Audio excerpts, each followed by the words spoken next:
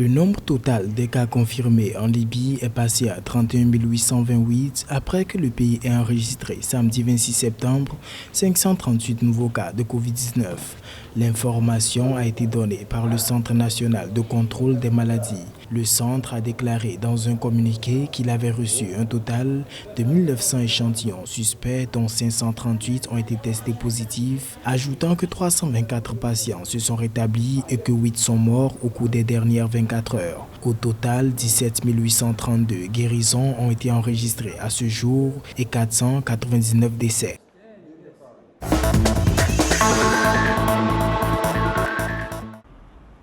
La barre des 1000 infections journalières a été franchie pour la première fois en Tunisie depuis l'apparition de la Covid-19 début mars.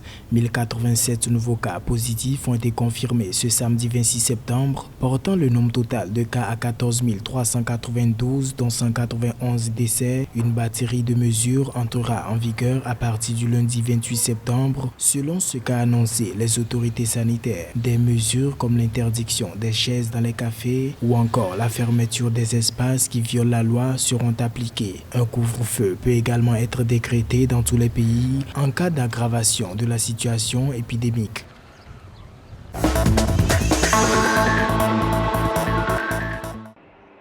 Le président zimbabwéen Emmerson Mnangagwa a annoncé la réouverture des écoles et lycées pour ce lundi 28 septembre au Zimbabwe.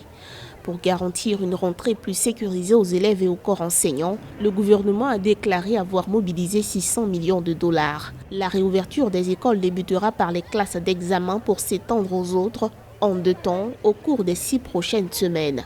Le chef de l'État Emmerson Mnangagwa, pour se faire appeler à la responsabilité de tous et l'implication de chacun dans la lutte contre la propagation de la Covid-19, les établissements scolaires avaient été fermés dans le cadre de la lutte contre la pandémie.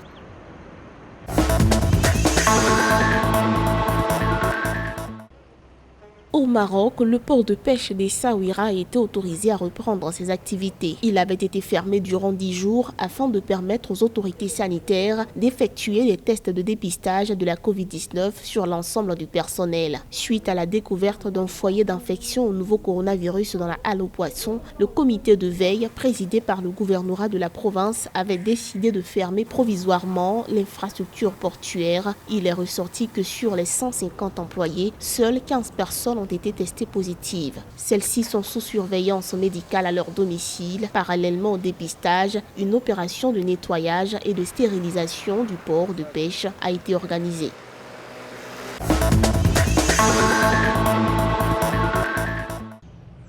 Selon les données contenues dans le bulletin trimestriel de la Banque centrale des États de l'Afrique de l'Ouest, BCEAO, l'activité économique a reculé dans l'UEMOA, Union économique et monétaire ouest-africaine, au 2e trimestre 2020 avec une baisse de 2% du produit intérieur brut en glissement annuel.